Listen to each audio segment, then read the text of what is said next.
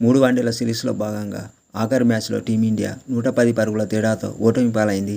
ఈ గెలుపుతో శ్రీలంక 3 వన్డేల సిరీస్ను 2-0తో కైవసం చేసుకుంది. ఈ మ్యాచ్ అనంతరం తమ ఓటమిపై స్పందించిన రోహిత్ శర్మ ఈ విధంగా చెప్పుకొచ్చాడు. స్పిన్ బౌలింగ్లో భారత్ బ్యాటర్లు తడబడడంపై ఆందోళన చెందాల్సిన అవసరం లేదు.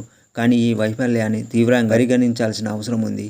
వ్యక్తిగత గేమ్ ప్లాన్పై కూడా ప్రత్యేక దృష్టి పెట్టాల్సిన అవసరం ఉంది.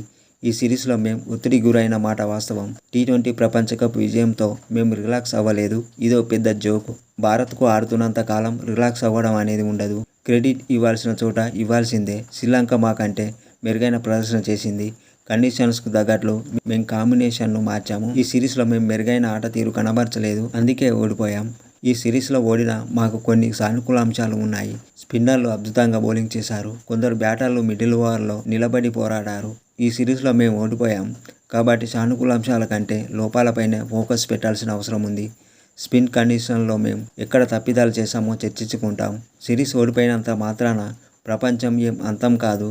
మా ఆటగాళ్లు ఎన్నో ఏళ్లుగా నిలకడగా రాణిస్తున్నారు.